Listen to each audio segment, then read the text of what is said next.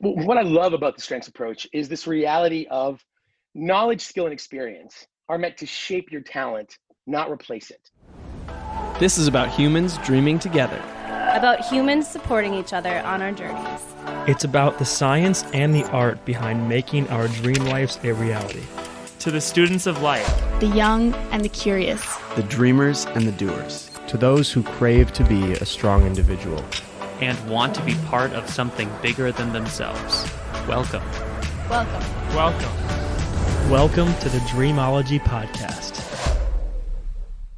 Hello, my fellow dream chasers, entrepreneurs, students of life. How's everybody doing today? I am so pumped that you are back for another episode of the Dreamology podcast. This is your host, Tim Bishop, and today's guest is extremely incredible, and we are very grateful to have him teach us his lessons, his life story, and all the things he's learned along the way. But before we get into that, just remember, why are we here? Let's set the intention for this conversation.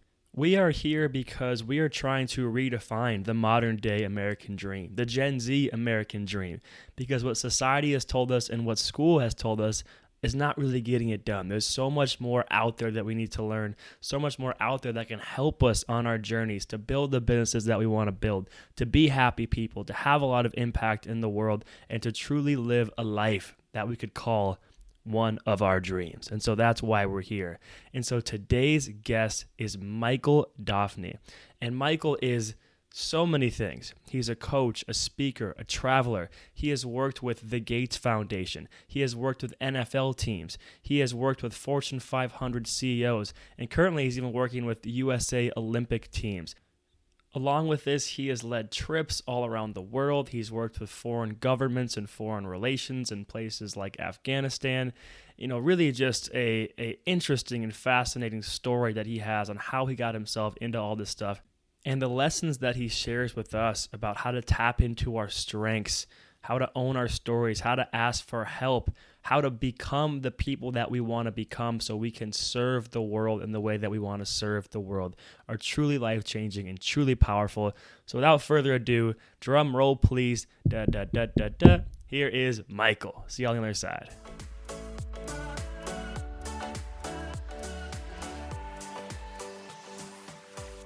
All right, everybody. We are very lucky to have Michael Dauphinee join us today. He is coach, speaker, consultant, traveler, author, adventurer, all that stuff. A lot of things, but he's more than just the labels. You know, we're really excited to hear his stories today. And Michael, I'm super excited that you're here. How you doing, man? Good, man. Thanks for having me. Yeah, I'm always interested to see how people introduce me because I was known as a coach, but I'm a coach who likes to hike, who does economic development consulting for embassies, that owns a farm in Nigeria and has a team in Costa Rica. And I'm like, I don't know what the label is for that, but whatever. Yeah, exactly. It's like when people say, what do? You're like, you got 20 minutes or should we just say I'm a coach? Who are you is more better. Let's go with a different question. You're not what you do, but who are you? Like, what are you doing in the world? So yeah. Well, all right, let's go there then. That's what I wanted to start with because I was excited at this because I figured you had some stuff to share, and I didn't want to label you by just one word because I knew there was so much going on. So the first thing I actually wanted to start with was kind of letting you guide the whole what's your story and who is Michael conversation, and how did you just kind of come to be here, you know, in the highlighted version, because I'm super curious to hear all that. Yeah, so it's kind of funny. So I do on my site and Instagram stuff, I get to write and speak, which is great. But I remember the power of thinking about your life different for me happened early. I remember being in high school and going to, you know, you're involved in student government listings and going to a conference one weekend. And first time I remember hearing like a speaker who was like, you need to think different and dream big. And I remember going home and being like, wow, that's what I want to be. and saying to my older brother when we were 4 years apart, which means we're just old enough apart to like be adversaries at the same time. And I remember being same as me and my brother, 4 years apart. Exactly. And I remember being like, you know, I'm in 8th grade. He's a junior or senior in high school. And I'm like, you know, I want to be a speaker when I grow up. And I remember my brother in true brotherly fashion being like, why on earth would anyone want to listen to you? Like, why would they want to listen to you? Like, and I remember thinking, and it's funny, it's kind of a mean brother thing, but at the same time, he laughs now. He's my biggest fan. it's this idea that for the rest of my life, I remember thinking, why would anybody want to listen to me? Like, have I done anything? Like, what qualifies me to actually say it? And I remember putting that aside. And out of college, after I graduated with a degree in public relations, I decided to take a year off, and I wanted to do good in the world. And I ended up going to work in juvenile drug rehab for convicted juvenile felons outside of San Francisco, California. I'd never worked in rehab. They were all convicted felons in the hall that could come and do rehab time. And I spent a year and a half working in drug rehab, and that was everything you could imagine it could be. Yeah. Imagine being 22 years old and having 6 kids all your own. They're 13 to 19. They're all guys. You live in the house with them. They're all 40% gang related. And it was a great experience and incredibly hard. And my student loans kicked in a year later. And before I knew it, I did what most people do. I took whatever job could pay the bills well. And I ended up working for Hewlett Packard and started in the basic support centers and did the thing where if you actually showed up and did the job they asked you to do, oddly enough, you got promoted. And I started a career in HP, and before I knew it, I got moved up pretty quick. And within 6 years, I was doing international intellectual property negotiation for HP Singapore around inkjet technology, and was really grinding out the life and doing the things you're supposed to be doing. And it got less and less satisfying paying the bills. And I realized in that 6-year window that I moved to San Diego. I was living in Coronado, California, on 2 blocks from the ocean. Yeah. And I had everything you're supposed to want at 29 years old. And I remember, though, just getting less and less satisfying. And I remember gaining more and more weight. And I remember being more and more of an insomniac and getting more and more angry until I wrote a book called Extraordinary a couple of years ago. It's available on Amazon, Audible, Kindle, and all the formats. But in the book, I talk about the fact that one day driving into the HP office, I got stuck at a light and had an extended time sitting there and caught a glimpse of my face in the mirror. I was like, didn't recognize myself. I was so unhealthy. I was miserable. And I broke down crying. I was like, whose face is that? Like, and if that's my face, but this isn't my life, whose life am I living? And it jarred me. It was like, wait a minute. Nobody goes to bed at night better because I woke up this morning. I'm good at what I'm doing. I'm making money for the company, but there's got to be a bigger step in the world. And I remembered that kid who in junior high said, wait a minute, there's a world that could be transformed if they thought different. And I was like, you know what? I don't know what it's going to take, but I'm going to do something different. And I started applying. I was like, you know what?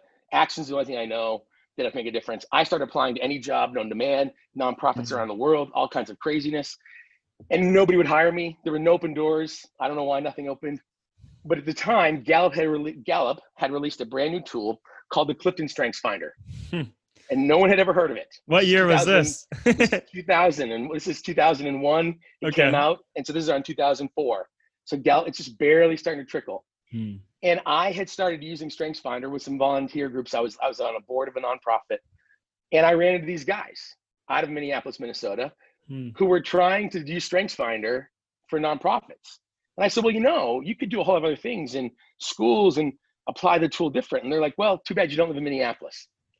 And before I knew it, I had quit my job, left HP, packed up to move to Minneapolis to live on my savings, to spend a year and a half traveling the country in Western Europe, just doing endless amounts of Strengths Finder workshops for nonprofits. And I did it. And then I remember when my savings was gone, and I still had student loans, and I'd spent all my money, and I was living in Minneapolis. I didn't know anybody when I moved here. I was like, okay, I guess I gotta go back to work now. I've got to go and do this corporate thing. And I applied for companies in Eden Prairie and tech companies trying to find jobs. And I got a phone call from a guy in Detroit who said, hey, I run an inner city nonprofit. We're building sports fields for kids as people have fled the cities. All these sports fields have fallen apart. We're going to rebuild it. We have 2,000 kids in uniformed leagues. We heard you speak. Do you do coaching? And I was like, do you do consulting? And I'm like, what's that? What's consulting? I had no clue. And I was like, sure. And they were my first client. And that was 15 years ago. Wow. And for me, I'm just coming in and talking about Strengths Finder. And then it was, well, could you help us figure out how to create high potential performers? And then it was, could you meet the CEO of United Way? Well, could you meet the CEO of Ferrari, Fiat, Chrysler for us? which led to the Detroit Lions, which led to the NFL, which led to. And one of the things I would say to people is that a couple beats, but a resounding beat for me over and over again is there's world-changing power in following the relationship. Is that this idea of when you don't know what to do, at the very least, look at your relationships, because the answer's there somewhere. Serve somebody, move towards them, talk to them, reach out to them, engage them. You will find an answer somehow.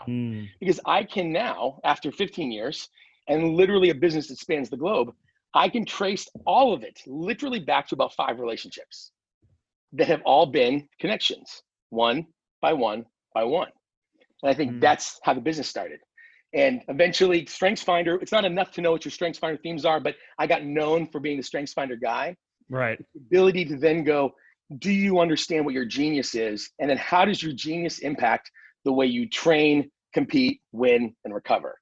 And so I would then translate that into corporate settings, nonprofit settings, and eventually that led to government settings and fragile environments in Afghanistan, Nigeria, Honduras, parts of Costa Rica. So there's a big leap in there. Yeah. Man, that's awesome. I have so many comments. One of the things is I feel like, so this just happened to me reflecting on experiences a couple months ago where I was trying to figure out, some steps I wanted to take. And, I had this sort of epiphany, at a young age. I'm like, I want to change the world, right? I want to do all these big things. And I want to, just everyone's like, I want to, at the buzz thing, I feel like now is like, I want to impact 1 million lives. Like everyone kind of has that thing, right? But when I started to break it down, and it actually was Brendan Bouchard's High Performance Habits, when he said most people start with 1 or 2 people. They look at their partner or their son or their best friend and say, how could I serve them? And so what I did is I actually went to all my friends and family and I said, what am I good at? Like, what am I good at? Like, why do you want to be around me? And I started to pick up on my best relationships and I said, okay, these are my skills.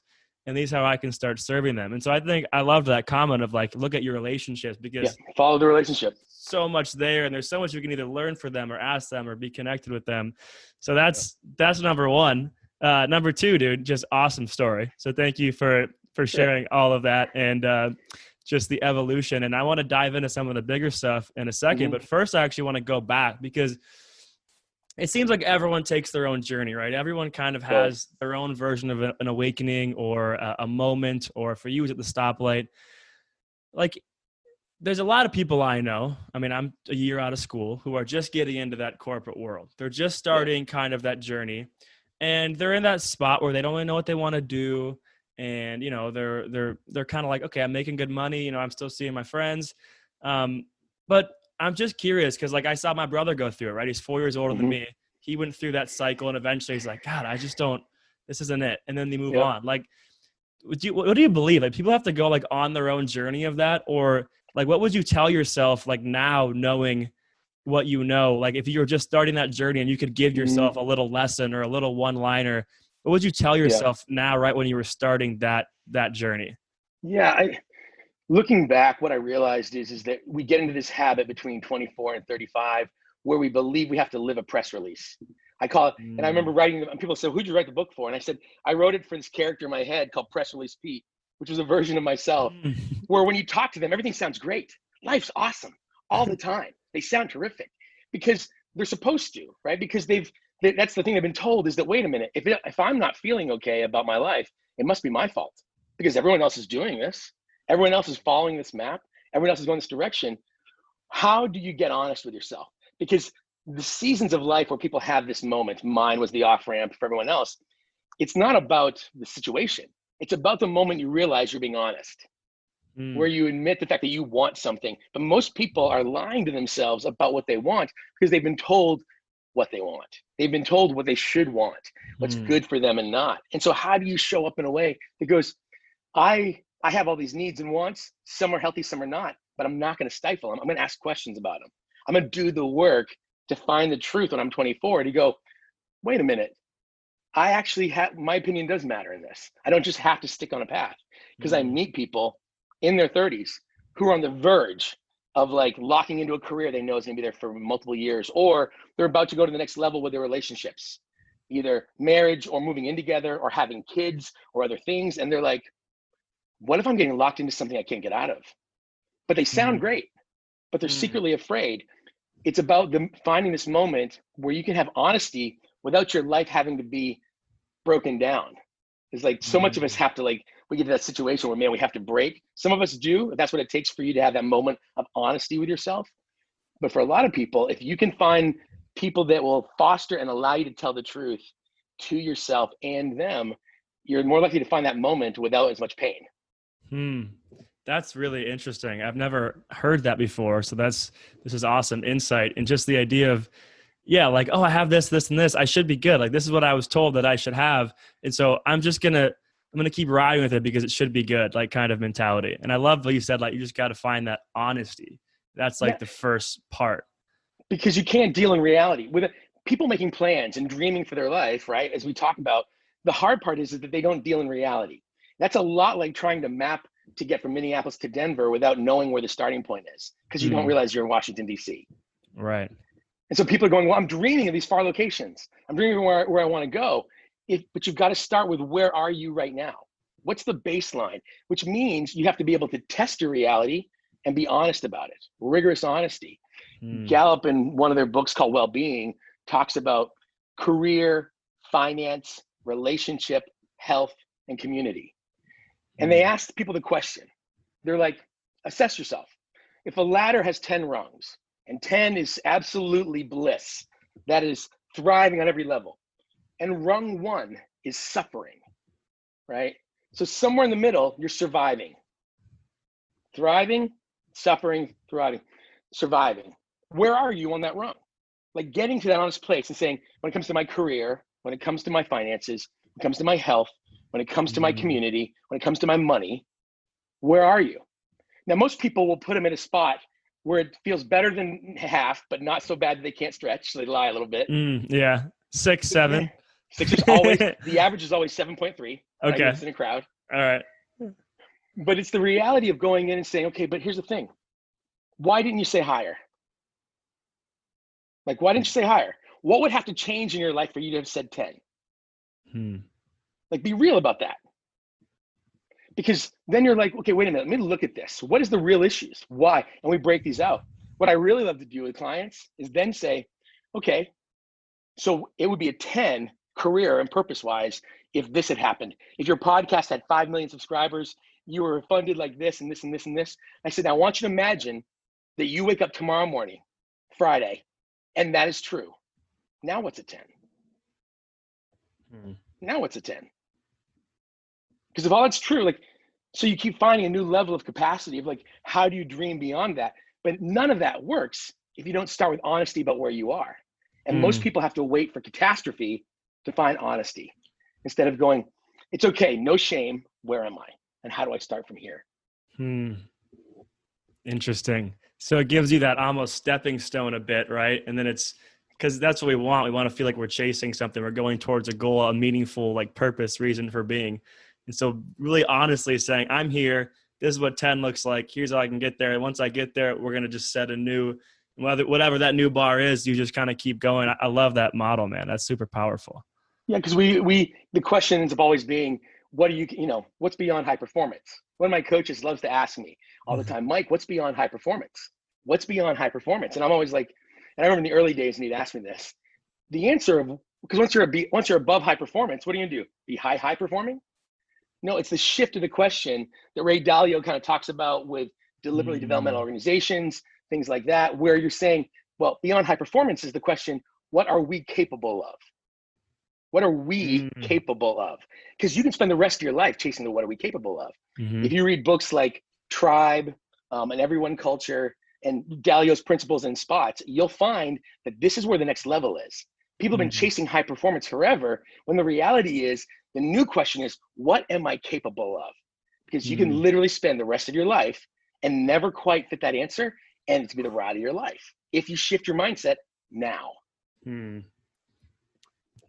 that is so powerful. It reminds me of this quote that I love, which is that dreams are never fulfilled, they're only transcended. Meaning you never hit a point and you're like, I'm a high performer. That's it. I'm good. I did it. It's Yeah. like, it's this ever evolving thing of the, what am I capable of? And that's, dude, it's when you say it, it's so powerful. Like I can feel you feel that energy just come over yourself. So But the action beyond the dreaming though is what's key though, because like I know you love The Alchemist, right? oh yeah. All you guys talk The Alchemist. So in my book, in my book Extraordinary, I talk about the fact that we don't need maps, we need a compass. And so you need to have things that the world has run off the map. So how do you have a compass that takes you out of the ordinary? And so I talk about identity, permission, courage, and generosity. And identity being what we think it is, how we understand ourselves. Permission is about crafting a vision and giving yourself permission to dream of more. Courage is about the common courage, everyday actions that you then start to move towards this vision. Generosity is having a vision bigger than yourself because you've allowed people into your life. But in my section on courage, I do an entire chapter on The Alchemist. And if anybody follows your podcast, they know you're a fan. Yeah. There's an element in the Alchemist, and I love The Alchemist. But the thing that hooks me, though, if you've ever read the book, is that after losing his money, he ends up with a job in a crystal shop, and our hero spends a season basically polishing and changing the atmosphere of the shop. And he and the shop owner become fabulously wealthy in their own way and very happy. And there's a season where every single day they sit and they talk about their dreams because he's going to go find his treasure one day. And the shop owner is going to go to Mecca. He's going to become a Hajj. He's going to make his pilgrimage. And every day they dream of this. And obviously, throughout the story I won't get into, things happen. Suddenly he realizes that he's waited a long time and he's kind of putting it off. And our hero says, you know what? Now's the time I'm going to go. And he goes to the shopkeeper and he says, my friend, I've gathered my stuff. This is the day. I'm going after my dream, my treasure, and you have enough. You can close the shop, take holiday, and go on pilgrimage. And he says to him, my friend, I will never go on pilgrimage. He says, why not? Why not? Of course you can go. He's like, what happens if I go there and it doesn't exceed my dreams? What will I dream of then? And you've had this moment where you have two people, one who is more hooked into the dreaming of the reality, and one who says, I haven't yet given up on seeing the reality become real. And so it's easy to go, yeah, I had this dream and dreaming what's capable. But at what point is it about action? Because if my two beats for people today are follow the relationship, my second beat is being known for what you do and not how you talk about yourself. Is that if I only knew you as what you were, what you did, what you chose to be, would you be somebody who got out of bed and made his bed today? Would you be somebody who paid his bills? Would you be somebody who responds to his friends? Would you be somebody who started a podcast? Would you be, if today I only know you not about how you think about yourself or how you talk about yourself, but by what you did, what would you be known for today? And how do we make those actions align with going, was today actions of trying to discover what was I capable of today? Because I think as we follow the relationship, it gives us direction and opens doors we didn't expect, but then I have to show up in that relationship actively. And I think that's a big piece, because then you start to go, I can start a football team because someone asked me if I could start a football team that's a pro team in Nigeria. And hey, we should start farmers to teach farmers how to have small businesses. And I'm like, sure, let's do that. And we should start, and just one thing led to another. And I'm going, I don't know, but let's try the action and see if it works. Yeah. Yeah. Man, that's all so golden. It reminds me of this thing I saw the other day, and I was talking to a buddy about it, this idea of direction versus speed. And we had talked about this, and I'm curious your take on this, because like inherently it's like, well, yeah, you want to be going in the right direction, right? The compass is important. We also both talked about how we didn't really know where we wanted to go until we started speeding up and just started moving. But the key is along that journey, there was constant points of reflection. And so it was constant, trying to get a little bit closer and setting that compass. But how do you talk about that direction versus speed dichotomy? Yeah, I actually kind of frame it out with direction versus destination. Okay. Because what ends up happening a lot of times is this idea of, well, I got to know exactly where I'm going. So I've got to have a very specific thing. If you're standing in Banff or in northern Alaska in the middle of nowhere out by Denali and you're freezing to death and you're going, I don't know, where am I going to go? I've got to go someplace warm. I know I need to be warm and it's in the middle of winter. Does it really matter if it's Sao Paulo or if it's Miami? Right? But think of it, people will stand there and freeze to death arguing about which specific destination south. When the reality is, start going south. And as you get closer, you'll decide if you want to end up in Miami, or if you want to end up in Mexico, or if you want to end up in Aruba, or if you want to end up in Bahrain. Yeah. Like, and so this idea though, but we frame it out going, look, pick a target that moves you and stretches your question of what's capable without going at the same time. It might only be gravity that pulls me there. It might only be the thing that kind of gives me direction. We've become so destination focused to our obsession that we're going, you know what? I can be directional. I can go, I know what I want clearly. I want to be warm. Let me go south. I love that analogy. That's awesome. I'm curious because, I mean, you mentioned that you work with obviously some high performers. I mean, I saw you the other day with like the USA, you know, sports teams, and I've seen you with. Yeah, I just hung up with USA So I'm officially on the USA Podium Project. So like USA Triathlon has an 8-year project where they pulled the best triathletes in the United States to get them up to a medal by the LA Games in 28. They'll compete in the previous games, but we literally I was working with them, and like today I was like, I'm a part of that team now, helping them unpack how their natural talents of thought, feeling, and behavior impact the way they train, the way they relate, and the way they set vision. And so starting from a strengths-based approach to how do I leverage my thoughts, feelings, and behaviors to get the most out of 8 years of investing in biking, swimming, and running pretty much nonstop. Yeah. Okay. That's awesome. And so my question was going to be, you know, you've worked with all these high level people, whether it's athletes or, you know, these like governments, corporations, and, you know, these people are still struggling with stuff too. And I was just curious, well, one, it's kind of, you know, it's nice to know as a human being that even the top of the top have mentors, coaches, they struggle, right? Sure. We're all in the same playing field. But two, you know, I'm just curious, what are you focusing on with these big time people, and what are those main struggles that even the top, you know, the top of the top are kind of seeing and facing? Yeah, because one of the things I remember when I first started getting invited to speak at these higher levels, and I remember going to the Bill and Melinda Gates Foundation the first time. This is back in 2008 or 9, I think. And at the time, sitting there with one of the deputy directors, I mean, literally some of the top tiers, and walking out and someone saying, well, what's it like? And I was like, it would be shocking to people to know the questions those people are asking are very similar to the questions the average 25-year-old is asking. They want to lead well. They want to know they're leaving a positive wake, both in the work accomplished and the lives changed. Like the struggles are very similar, not just at the Gates Foundation, but other places as well, where we're having these conversations. I'm going, I've met the head of some of the largest corporations in the world, and I'm going, you sound just like that 26-year-old kid I talked to at Bethel University last week. Yeah. Because that's the biggest gap, is the realization of they want to ultimately go, am I fulfilling my potential? Where am I getting in my own way? Because that's when you can start to realize that the greatest barrier to your success is usually staring you back in the face. And it's usually based upon the stories that you tell yourself about what it is you believe or don't believe. I think it's Gary John Bishop. He's a great coach and speaker out of Scotland. He's actually out of States, but he's Scottish. But one of his things that I really love that it hooks into is the fact that we have, and I send my clients his book all the time. I'm like, start with his book. It's this framework of, we develop over the course of our life conclusions that we then become obsessed with proving true. And so we have conclusions about ourselves, conclusions about others, and conclusions about life in general. And that we don't realize is that our brains, well, they hate unpredictability. And so they like to predict the future.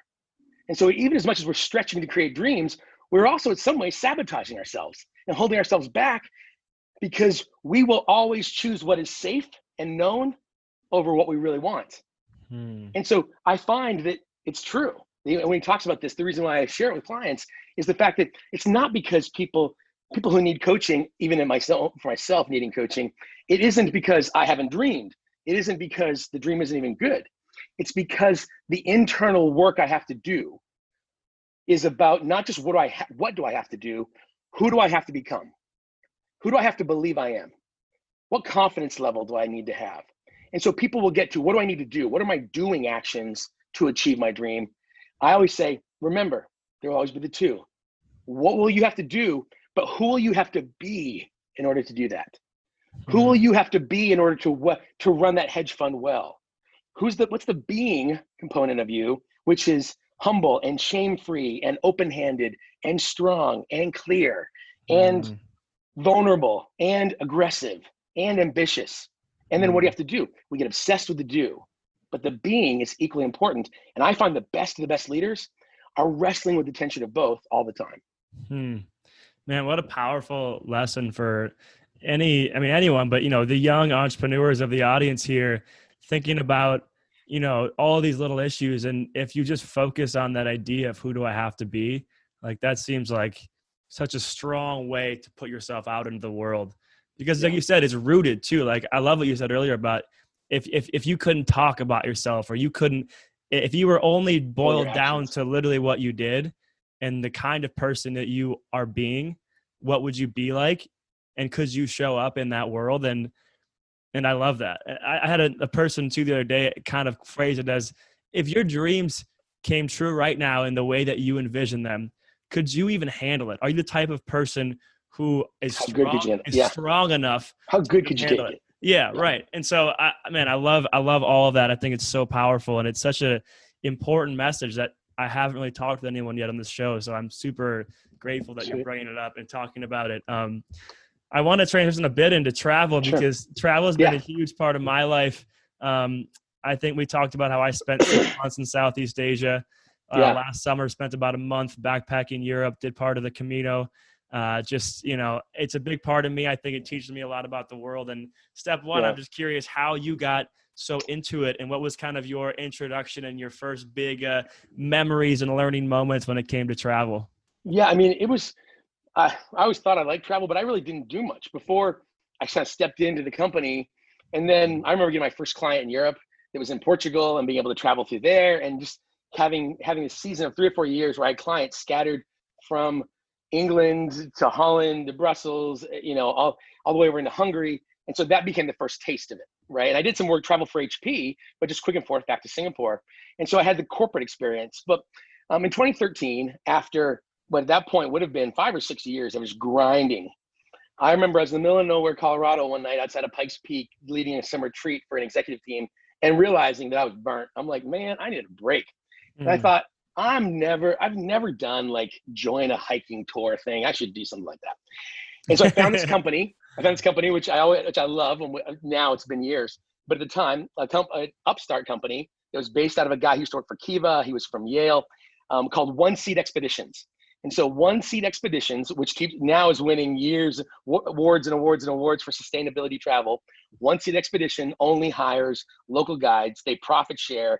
10% of gross revenues goes microfinance back into the communities. I found these guys by accident one night, and they were launching their inaugural season in South America. And I signed up for Patagonia experience. That was like Epic Patagonia. It was one of their first ones. Long story short, something happens because it's an initial season, and everyone who's supposed to be in that group cancels.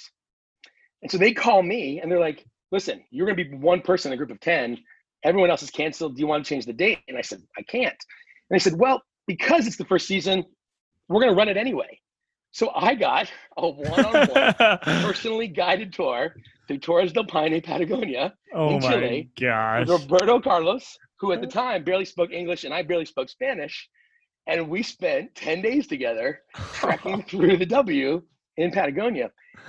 And I remember, and in my book I write about this too, this moment of realizing and remembering that I was strong and being like, there's something about the power of permission that only comes from mountaintops, that it doesn't do anything for you other than strip away your excuses. And it was so empowering that I was like, I got to bring other people. So the next year I brought a group, and I brought another group, and then I went to Peru. A year after that, we had a client almost die. He had a pre-existing condition, almost died in Patagonia. Roberto and I had to rescue him in the middle of the night. And it's a crazy story for a book that took a lot of trauma therapy. No lie, took trauma therapy to get over. But I asked Roberto after that incident, is there anywhere you've always dreamed of going? Because he's from southern Chile. He's a professional guide. And he said, well, I've always wanted to see Everest. And so I said, great. So I put him on a plane, and then the October of 19, we flew to Everest and did base camp. And then I did the 3 Passes trek around Everest National Park. And for me, it just kept driving those pieces. And in the midst of that, I also started going, how do I build relationships wherever I go? I got randomly invited to Afghanistan, and I built relationships with people there. And that then led to travel across Afghanistan. It led to me doing government work at the ministry. That led to Nigeria now, and so it just became this piece where for me, I would travel for life. So to the point where I travel internationally anywhere from 6 to 9 times a year for extended periods of time. And there's something about the reality of connecting your story to the story of others.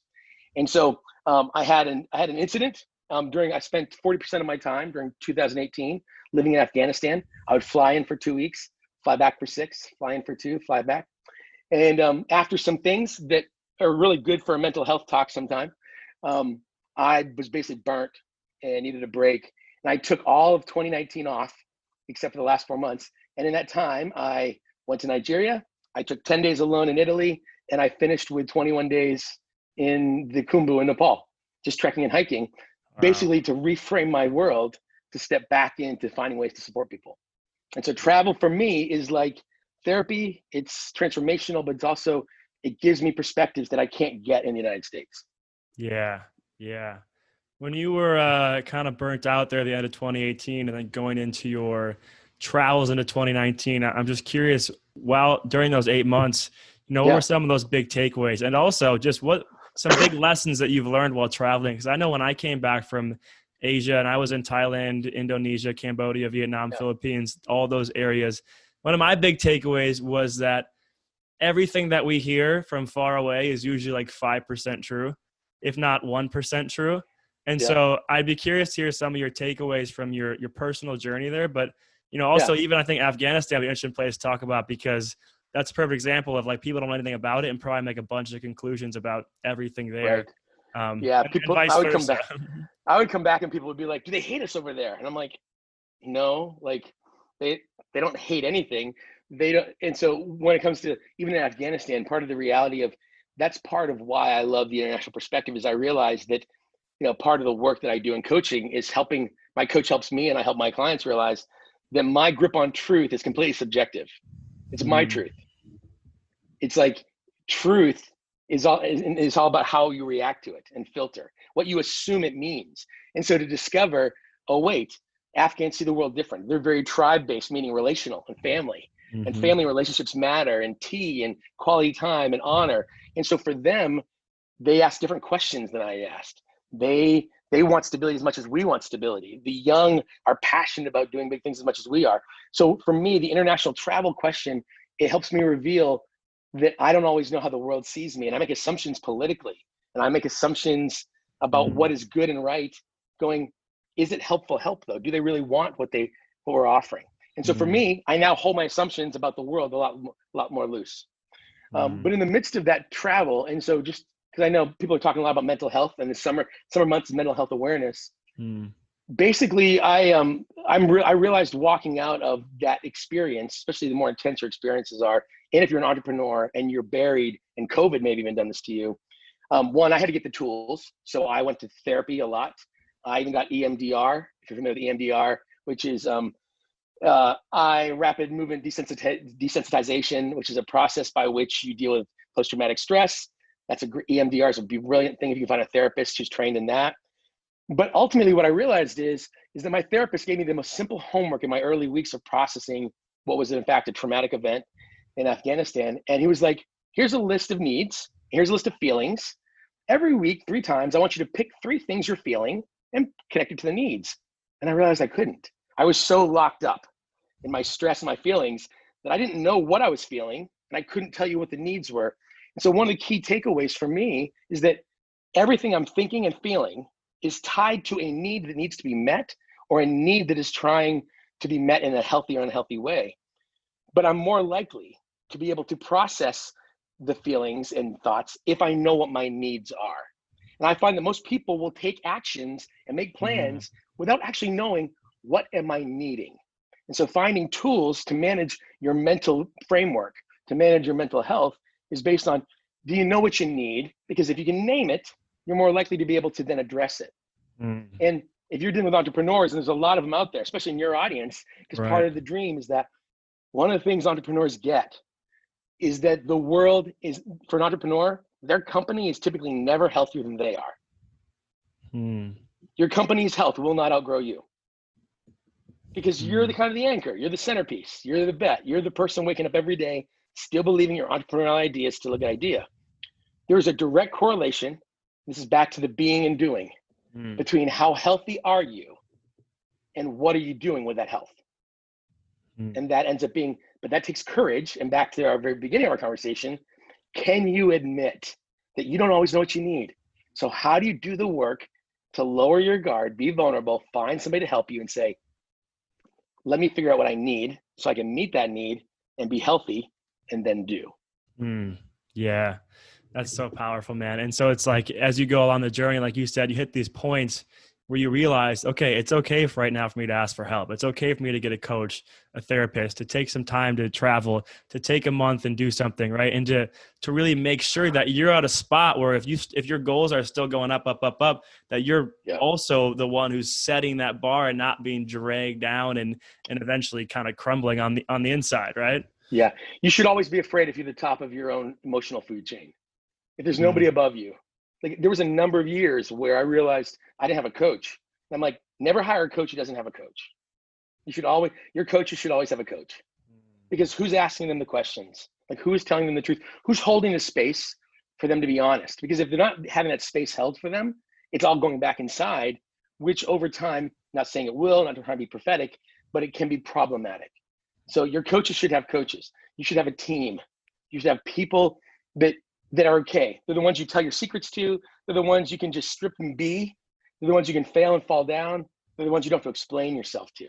That's the key element for entrepreneurs, is that they think that it's an individual sport, not realizing you better have a team. Whether you're paying them or not, you got to have your squad.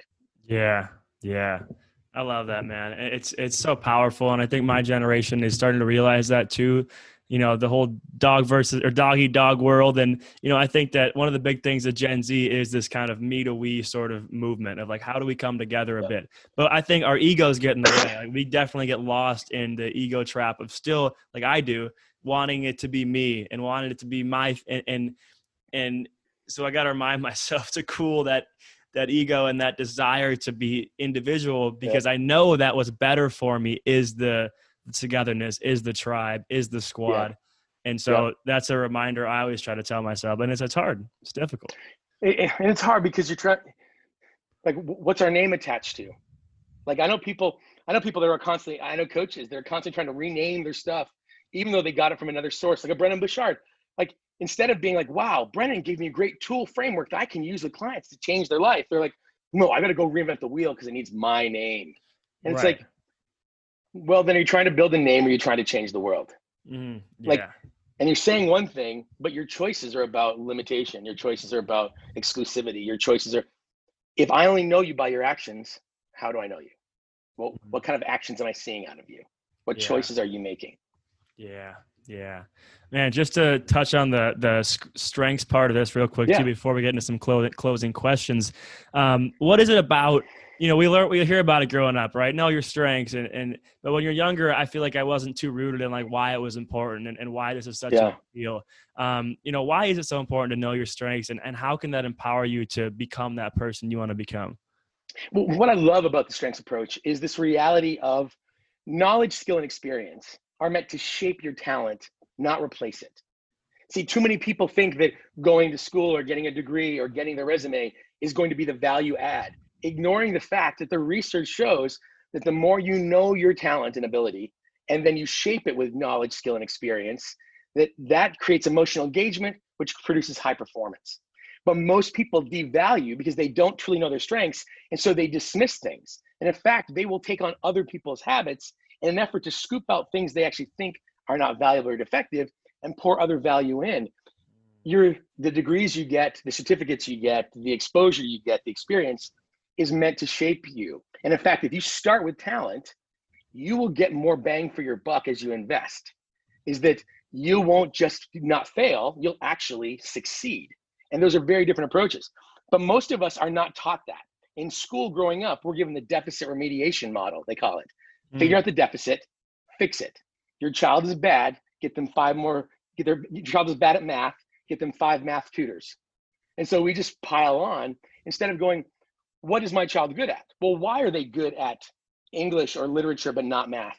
What are the elements? Is it the conversation? Is it the writing? Is it the non-linear thinking? What is it? Okay, how do I bring that to bear in math? How do I bring that to bear in a different class? And so we aren't taught that though, because we're trying to be fixed, most of us. Gallup says every year, 72% of people polled, when asked the key to professional success, about 72% answer, identify your greatest area of weakness and fix it. But sometimes the opposite of bad is simply the opposite of bad. The opposite of bad is not necessarily good. You've got to, so a strengths-based approach, which is what I start with, is you've got to catalog truly your best moments. Like even for you as a podcaster, what has to happen that you're like, man, the questions flow. I see the hooks, I know. And then everything within your control, you reproduce. When people are in relationships, I'm like, you're about to have a difficult conversation about something in your relationship. Before you do that, have you ever had a good conversation? Why did it work? What was going on? Where were you? What were you doing? You had a moment with your boss. You want to ask for a raise, but you're worried. When have you ever asked for anything and it's gone well?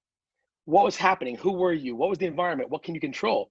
A strengths-based approach is not about positive psychology to be positive, because being positive about what you're good at will never change what you suck at. Being a strengths-based approach is going, my greatest potential for tools to change the world lie in starting with my natural talent and then being shaped, not replaced by knowledge, skill, and experience. Yeah. Awesome, man. If I just learned that when I was in elementary school, middle school, it'd be a whole new ball game, right? Oh, Stop fixing yourself. Stop fixing. Yeah. I mean, there's a reason why so many, kids nowadays are like, so why does it go like this? Because people are kind of starting to realize like this doesn't seem right here, that we're all just kind of forced to be good at the same things. And even though in reality, when we finish and graduate, it's just scatter. So man, I love that. Thanks for breaking that down for me. Sure. Before I get into the closing question, I want to touch back on your book one more time, because I knew there were those 4 categories. There was identity, mission, courage, and generosity. Yep. Can you just touch on why you chose those 4 topics and why those 4 really stood out to you? Yeah, as I was thinking about what are things that if I was constantly, because you think about a compass doesn't tell you where to go, but you ping it, meaning you're constantly going, okay, wait, where's north? And then, and so it gives you, again, back to my idea of direction, not destination, is that once you've left the map, like the world has since March 12th, we've left the map, the paths don't work. How do you know then what direction you're heading in? And if you know, wait a minute, who am I? Identity is on the inside. It's not based on someone else liking me. It's not based on affirmation, clicks, like, or Instagram followers. It's based on my natural talent, what I can do with that, and the things that I'm interested in sacrificing for. So I talk about identity triangle, talent, passion, and purpose, how those things come together. Then once you believe that you have value and you have a clarity and sense of yourself, what do you dream of doing with that? Because it takes practice to craft a vision and dream. And I realized that most people, I can convince them of their StrengthsFinder profile. I can show them the stats on how their natural ability, they even like their profile, but why don't they do things with it? And I realized, I think it's Trevor Noah in his book, Born a Crime, he talks about people cannot dream of what they cannot imagine. People cannot dream of what they cannot imagine. And I realized that permission is about giving yourself permission to imagine, to travel and be exposed to change how your imagination works so you can begin to dream. But even then, it was like, but if we're gonna move towards something, what are the actions? And courage is because most often, again, back to Gary John Bishop's thought on the things we try to hold back, is that it takes courage to confront the fear of being different. And how do you take the most core common actions, which actually become a strategy to move you towards that thing you're dreaming of now that you've imagined a new one? And then for me, when it got to generosity, it's this weird idea that's not about money. It was someday, even if I have the greatest dream in the world for my company, for my influence, it won't be enough. My arms will get tired of holding that elephant, as the Heath brothers say in the book Switch, where you're trying to force yourself to go a certain way. My arms will get tired. But the studies show that we find superhuman power when our lives are connected to other people in a bigger way. So what if I let my story be impacted by the story of others? What if I generously saw other people and invited them into my story? Would that give me the gravity to keep going when COVID kicks in? Would that give me the gravity to keep going when my world falls apart? And it keeps us on track. And so knowing that I couldn't navigate if I don't have people in my life, I can't navigate this unknown world if I don't take action. I can't step into where I am if I'm not dreaming beyond my current pain. I have to see something further. But all of that starts with, but who am I? What are my strengths? What are they good for? And what am I passionate to the point of sacrificing my time, effort, and treasure, so to speak, to a goal? That's my identity. And I thought, if you could just keep these things, map them, and then just keep pinging them, keep revising, just keep pinging them. They're not answers. You would always go, you know what? I'm out of people. I need to get more people in this. Man, my dream has gotten stale. Maybe I need to refresh that. Maybe my courage actions are being too complicated. I need to make them simpler. Or maybe I just need to rest in I'm enough today. And so they're not opposites, but when you're uncertain and it's uncertain times, if you can keep those 4 items together, you're more likely to go, I don't always know my destination, but I know I'm going in the right direction. Man, I love that. All that is so powerful. And I'm going to make sure I link the book in the show notes in case anybody wants to check it out, because it's just, those are such powerful topics. And I know that lessons that even if you already kind of know them, to refresh yourself on these ideas and these philosophies are just so powerful for no matter who you are. Awesome, man. All right. Well, I want to jump into this kind of closing thought here. So the name of the podcast is Dreamology. And I added the ology on there because I like to think of myself and as people as students. We're students of life, right? We're learning. And Dreamology is kind of my phrase for the study of the modern day American dream, right? The Gen Z American dream. What does that look like? And so I decided to take it to Google, our infinite source of wisdom, and see how it defines the American dream. And so I'm going to read this to you, and then I'm going to follow up with the kind of question. So Google defines the American dream as the belief that anyone, regardless of where they were born or what class they were born into, can attain their own version of success. And so my question for you, Michael, is what is your own version of success? Yeah. I got asked a similar question by a professional golf coach the other day. About 4 years ago, I was asked to oversee the burial of a refugee in Nigeria who had died of tuberculosis and was being buried in a pauper's field. How I got asked to do this, I don't know. But this woman had been a refugee and she died and been abandoned. And her body had been in the morgue for a month. And they're like, we need somebody to go bury her. Mike, you're here. Could you help us? And so I went. And I had this crazy moment without a casket or anything. Me and these 4 other guys and these neighbor kids from the village are putting this woman who's in full rigor mortis into the ground in this incredibly hot day. And I'm standing there and we're asked to say some words. And I finally realized that we were about to bury this woman and I didn't know her name. And I didn't know anything else about her. And all of a sudden I kept thinking to myself, how am I standing here over this person whose life is over? Where, and there was only one question in my head that I wanted to know about this woman. Where were her people? Someone gave birth to her. Someone loved her. Someone held her. She'd been in relationships. I realized all these things I didn't care about. I didn't care about how much money she made. I didn't care about what religion she was. I didn't care about where she'd grown up. I didn't care about what tribe she was. The only thing that mattered as I stood over this anonymous body being lowered into the dirt was, how can a person be leaving this world without her people? Where are her people? And I'll never forget the rest of my life going that when I leave, and it's the American dream of my own going, I want to go, man, are there people? Will they go, man, Mike loved me well. He helped me believe and he helped me dream. And he started companies and he made mistakes and he was a screw up and he was all these other things. But man, we're some of those people. And he was my person. I think that the American dream of the future that matters is one where people realize that at the end of the day, all you're going to care about is where are your people? Because that's why originally my grandparents came from Sicily when I was a kid. And they were like, we want to better our people. Where are your people? That's the question. Man, I love it. Thank you for sharing that, man. I'm curious if you have any closing words. I know that COVID could be going on for a while longer. Life still probably going to be pretty uncertain for a lot of us. So I'm just curious if you have any kind of closing comments that you want to round up this conversation with for the listeners out there. not to be a broken record, but I think at the end of the day, it is a difficult time for a lot of people. It's a difficult time for a lot of us. If you're a small business owner like me, my business model changed upside down. There's all kinds of questions. And my coach and I were talking in the midst of like the 100 days when we were the most locked down. And he said something that I'm saying constantly right now, which is like, things could happen. It could all, the economy could crash even more, get more difficult. But no matter what, let's go down serving. Like, we have time. We have a lot of time in the day. Like, follow the relationship and serve. I heard Jason Jagger, a guy who's a friend of mine, who loves to say, those who serve today will lead tomorrow. Those who serve today will lead tomorrow. And I think that's that core element, is that even during COVID, you have something. Choose to follow the relationship. Let us be known by our actions. And remember, serve today. You'll get to lead tomorrow.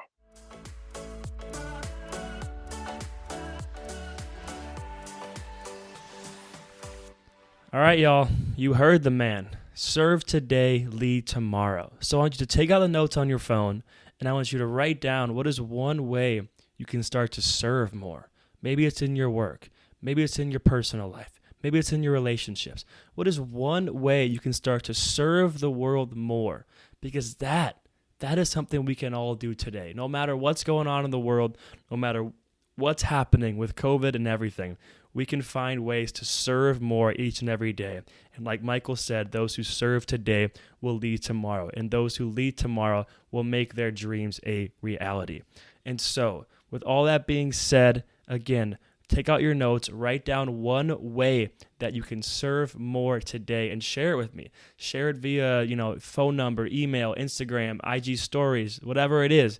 Share with me. I want to see how you're going to step up and serve more in the world. I love seeing people's takeaways from these episodes. So now what you got to do is go out, make your dream life a reality, and I will see you next time.